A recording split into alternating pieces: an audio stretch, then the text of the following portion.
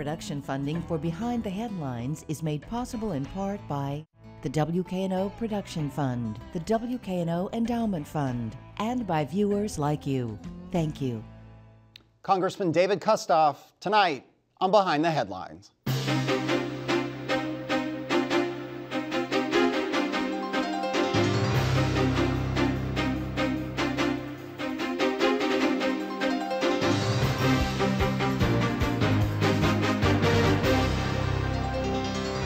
I'm Eric Barnes, publisher of the Memphis Daily News. Thanks for joining us. I am joined tonight by Representative David Kustoff. Thanks for being here. Thank you so much. Good to be here. Absolutely. Along with Bill Dries, senior reporter with the Memphis Daily News.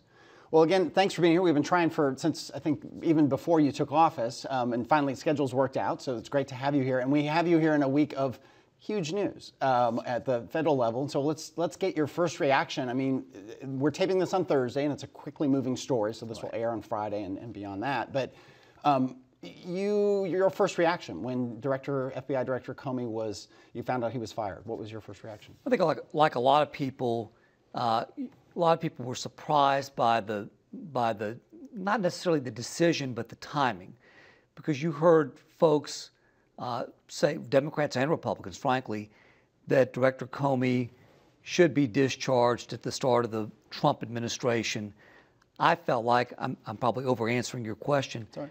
I felt like that the director made two major missteps and then a third one last week. The two going back to July, when the director announced that there would not be a prosecution of Hillary Clinton.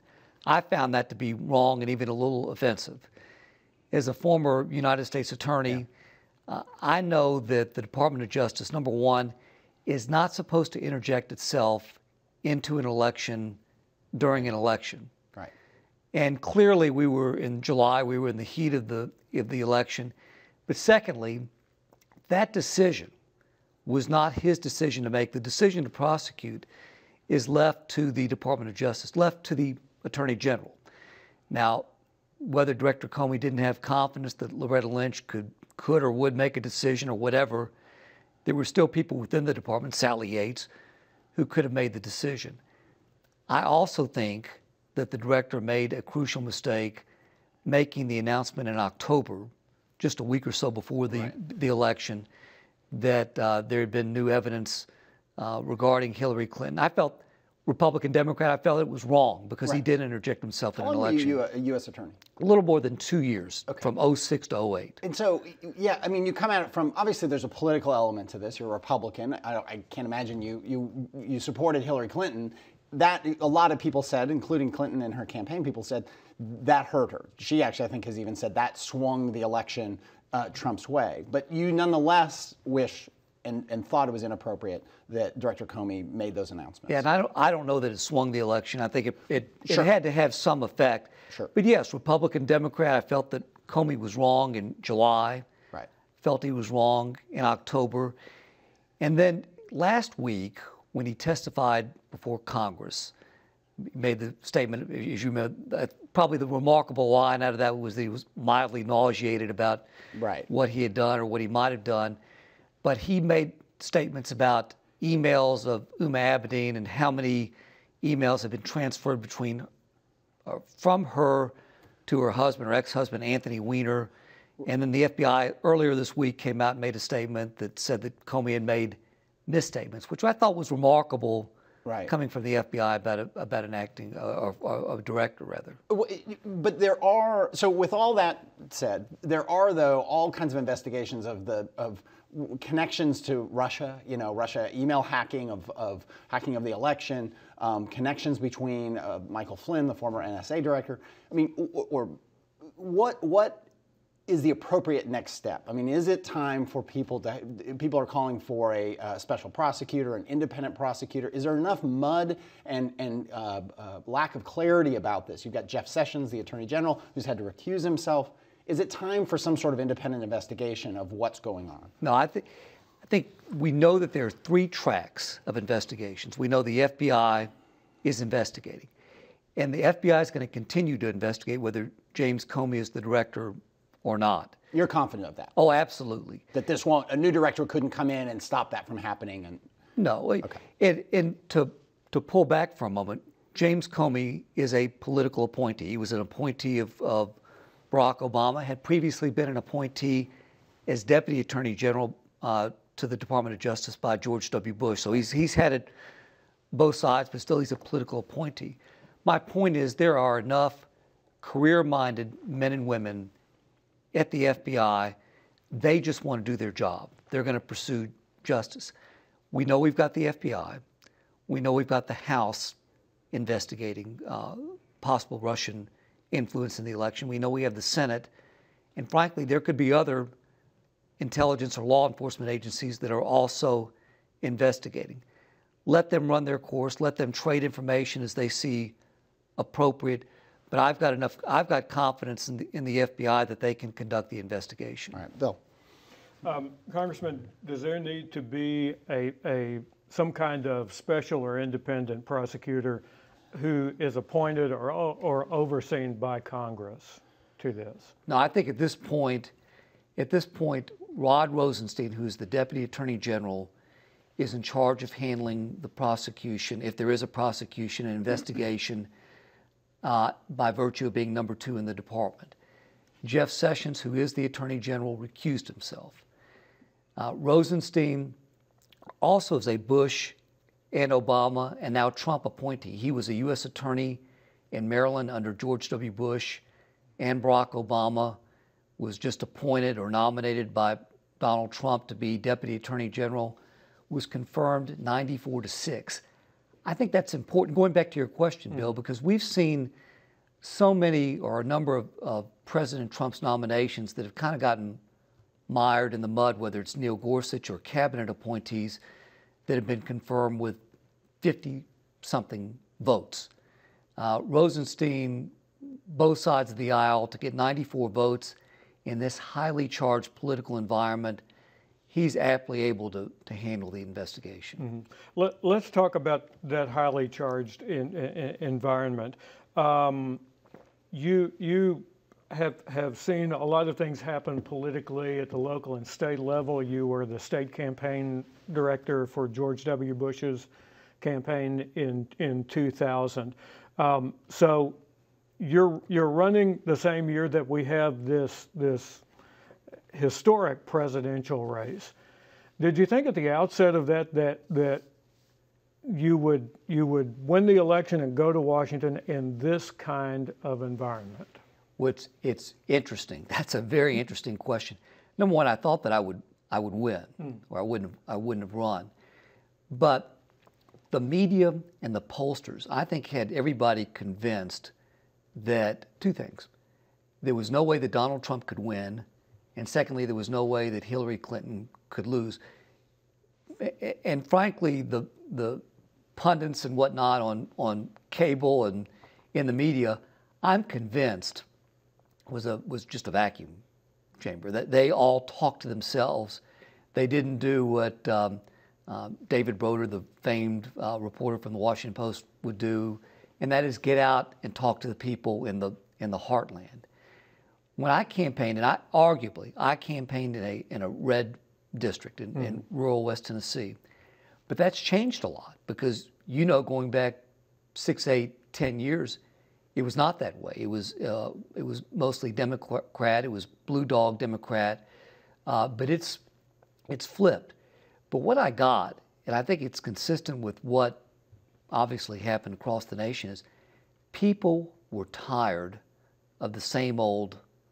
They wanted something different. Now, Donald Trump is truly something different. He is not politically correct. He doesn't weigh things or measure words. He says what he says. So then you go in, and I'm elected with a majority Republican House of Representatives, majority Republican Senate, and now a Republican president. And I've really seen firsthand in these first 4 months or so since I've been in office how much you can do when you've got all three lined up: the president, the Senate, and the House. Obviously, Barack Obama had that in his first 2 years, but those last 6 years, he didn't have it. And Republicans wanted to do more than they could do, and Barack Obama, I'm sure, wanted to do more than he could do, and it all got mired up. Just on that real quickly, and I'll go back to Bill.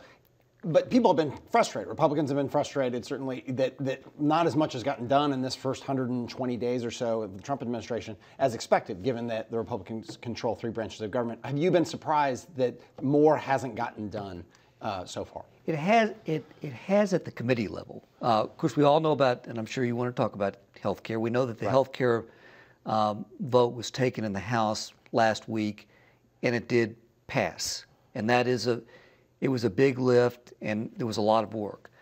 I'm on the House Financial Services Committee, and we have been focused on major legislation that finally came out of our committee last week called the Choice Act, which is going to roll back a number of provisions of Dodd-Frank so that essentially banks can start lending to people in West Tennessee and people can start Dodd-Frank, borrowing. which were regulations put in post-crisis in, 2009, 2010, post the big Great Recession. That's right.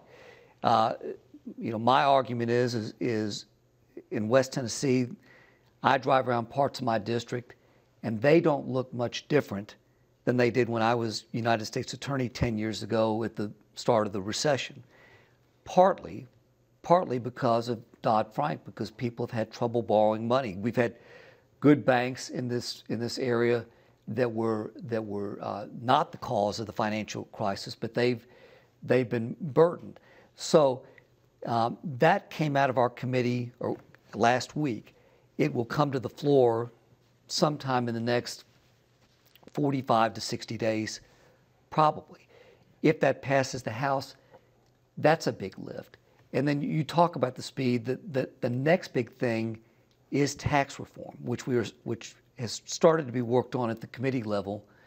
And I think if we can get that out of the House in 2017, it's going to be huge. Yeah, we'll come back to some of this, but let me go back to Bill. Let me talk then about health care reform.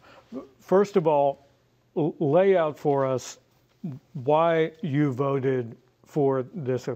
Where was your mind at? What do you think that this legislation does? I'll talk about the Memphis area, and then I'm going to talk nationally. Obamacare is failing. We've seen on the exchanges here that we're going to be left with one insurer. In Knox County, they were going to be left with no insurer. It looks like the Blue Cross Blue Shield may go there, but in over 70 of the 95 counties in Tennessee, if you're on the exchange, you get the choice of one health insurer. That's true in a lot of places nationally. There are some places where there are no health insurers. We've seen premiums and deductibles rise dramatically since the implementation of Obamacare, and the promise that we heard President Obama say that you could keep your doctor if you wanted to. That's not true. I'm concerned from that patient standpoint, frankly, from the provider standpoint. Think about all the doctors in this community that have either had to sell their practice to a hospital over the last 6-7 years, have had to merge with other practices, or just fold because they couldn't make it. I mean, healthcare has been dramatically re-landscaped, if you will, over these past several years. So I saw it when I came in that we had to replace a system that is failing and may fail within the next 2 to 3 years. So what we passed out of the House, I understand, is not perfect. And obviously we'll see the Senate take and do what they're going to do to it. We'll have to see what that looks like once it comes out of the Senate later this year. The proponents of Obamacare will say that there are lots of problems, and I think there are a few people who don't think changes should be made to the way it works.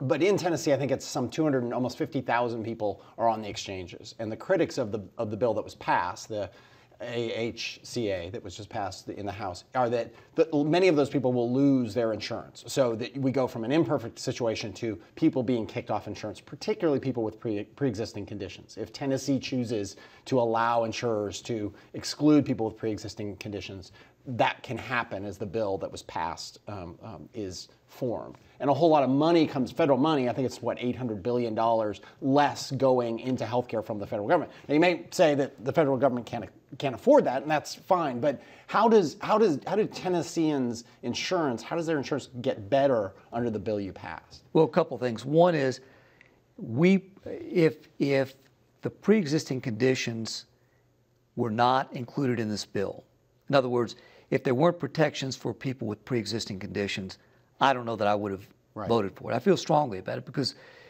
we all know that once you get to an age, you're going to have some condition that qualifies as a pre-existing condition. I want to answer, but I do want to go backwards to answer the question. You know, what Obamacare envisioned was that older people, sicker people, would buy health insurance. And, of course, everybody was mandated to have health insurance, that younger, healthier people would buy health insurance. The latter part did not happen. We did not see people, 28, 29, 30 years old, healthy people, buy the insurance, I guess because some say the penalty wasn't high enough. It was easier just to pay that penalty, or they were getting away with not paying even the penalty, right? Right. I mean, and they may have not been able to afford the premiums. Some people, when you're not much older than 29 or 30, you think you're Teflon. Then nothing's going to happen to you. You go to the doctor maybe once or twice a year, and that's it. So financially, it didn't make sense from the beginning. It wasn't practical from the beginning. People are not going to lose their health insurance. If what happens is if a state decides that they want to opt out of the pre-existing condition clause, there is a federal backup. I can't see Bill Haslam as governor asking the state for a waiver to exclude pre-existing conditions. In fact, I can't really see any state doing that. But there is a backup at the federal level if a state were to decide to do that. And is part of what's going on here, though, and then we'll go back to Bill, there's about 9 minutes left here, is part of it, and I can't remember who it is, but a number of conservative writers have pointed out that fundamentally many Republican politicians are afraid to say this, that the government shouldn't be in the business of providing health care, and that people should be responsible for their own health care. And so if people can't pay for their own health care, that's unfortunate, but it's not the government's responsibility to step in and backstop those people who, for whatever reason, can't provide it for themselves. Are you in that camp that it's just too difficult to say that fundamentally it's too expensive and it's too unwieldy for the federal government to cover everyone in the country? Well, I don't think that we should be providing subsidies for people to buy health insurance. What we've proposed in this bill is to give people tax credits, and the tax credits for a family can go up to $14,000 a year, which is pretty generous in terms of premiums. But I am concerned that our federal debt is approaching $20 trillion. In fact, in my House Financial Services Subcommittee, or committee rather, we have one of those clocks that keeps ticking as it approaches $20 trillion. So we can't afford it. But I do think everybody should have health insurance. They're entitled to health insurance from the standpoint that it's not something the government should mandate, but it's something that people should take advantage of, and they've got plenty of options in this bill so that they can have health insurance, no matter their age, no matter their health condition, no matter their income level. Okay, Bill. We were both at the Greater Memphis Chamber briefing where Senator Lamar Alexander spoke, and basically he said it several times. The Senate is going to write its own bill on its own timetable, and he said that he would not be willing to set any limit on when this is going to get done. Senator Bob Corker, our other senator on MSNBC, was asked about the House version of this and said there's zero chance that this is going to pass. How much is the House bill going to change in this process, and how much do you think it should change and remain true to what you wanted to do with this? Well, the answer to the first part of the question is I don't know. Senator Alexander chairs that health committee in the Senate, the Health and Education Committee. So he's going to be responsible for a substantial part of what comes in and what doesn't come in. And I do have faith in him. He's a very thoughtful man. He's been at this for a long time, that the bill that he helps produce is going to be a thoughtful, considerate bill. I don't know what will be in the bill that came out of the House, but I think that simply we need to make sure that we have the pre-existing condition provision in the Senate bill. And the other thing that I have not talked about, and I think we've hinted at it, is that folks who are 26 and under be allowed to stay on their parents' health insurance. Mm-hmm. In terms of, we'll switch gears here with just 6 minutes left, sanctuary cities and immigration, there's a lot going on and kind of interrelated things that Trump has tried to introduce. Some have been stopped by the courts, his executive orders and so on. But first question is Memphis a sanctuary city? And should Memphis be doing more to round up, find undocumented immigrants who are here in Memphis? I think all cities have an obligation to do that.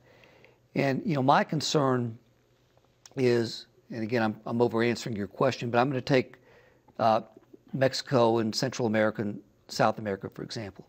I come from a law enforcement background, and during my recess weeks, I'm meeting with certain groups. One week, I met with all law enforcement, and one thing that is of great concern, probably the drug of choice, is the opioids. We're seeing a lot of trafficking, not only in the Memphis area, but throughout West Tennessee and rural West Tennessee. A lot of those drugs are coming through the Texas border by way of Mexico, Central America, South America. We have to do our part to stop that trafficking from coming in, because we're seeing a lot of deaths. And I know you want to ask. But yeah, I think my question is, and I think it's a huge issue. I mean, it's an underreported issue, the opioid problem. It is. It's absolutely really, an underreported issue. And so I'm glad you brought that up, because I think that it is critically important, and it's frightening. As somebody who has teenage kids and the stories and so on. But in terms of immigration and undocumented worker, I'm talking more about the guy who is here. Who has kids in one of the public schools, who works construction or works at wherever, that someone who is here illegally. I mean, they're not supposed to be here. Should the Memphis Police Department be rounding those people up because they are here illegally? Well, I think the police have an obligation to help enforce the federal law as determined right now, and that is what the president has dictated. And just because I'll go a little quicker here because we only have a few minutes left, should funding be cut off to cities like Memphis that don't want to participate? Because I think Mayor Strickland has said MPD does not have a role in that. Yeah. I know what the president has said. At the same time, he is tough on law enforcement. He is a pro-law enforcement president. That'll be a debate between Mayor Strickland and President Trump. I'd hate to see all funding cut off, but I do think that law enforcement has an obligation to help enforce that law. And have you talked to Mayor Strickland, your former law partner? Some people don't know. Have you all debated that issue, or? Well, we talk about a lot of issues to better Memphis. I mean, he's truly committed to seeing a better Memphis. I am too, but we have not talked about that specific issue. Just 3 minutes left, Bill. So let's talk about where the Republican Party is. As I mentioned before, you were the Tennessee chairman of the George W. Bush campaign in 2000, a former chairman of the county party. Talk about the ideological journey that the Republican Party has been on during that time. Yeah. Well, there is. I came in the early 1990s and chaired the local Republican Party from the mid-90s to the late 90s, as you know, because you covered me. You covered me as a child. Back in the good old, you were at every event, and you're still at every political event. Certainly, the Republican Party is a conservative party. It's become more conservative in this county and across the state. But it's interesting because a moment ago, we were talking about rural West Tennessee. I remember campaigning for George W. Bush all over the state in 1999 and 2000, finding like-minded people who wanted to support George W. Bush over Al Gore that year, to me, one of the main issues was that was Second Amendment, that people were concerned that Al Gore was going to take away their guns, and I truly believe that that's one reason that George W. Bush prevailed in the state of Tennessee that year. But in 2008, the Democrats had a real ideological head-to-head between Hillary Clinton and then Barack Obama. And after Barack Obama won, you saw a lot of counties in Tennessee that had been traditionally Democrat that started flipping because the party moved, the Democrat Party moved so far to the left, and the Republican Party was there to help convert people. Are you anxious about the midterm elections for the party's national prospects? Because this is something that happens not just to Democratic presidents, it happens to Republican presidents as well. Yeah. Well, I think your point is that in off years, which 2018 would be an off year, that traditionally the party in power loses seats in the House and in the Senate. And so I'm a history buff. I follow these trends, but at this point in time, we're not at the election. There are going to be a lot of other issues that we're going to see come to the forefront. Sorry to cut you off, but we will have you back and we will talk more. Good. We didn't get to a whole lot of things. Thanks for being here. Thank you for joining us. Join us again next week.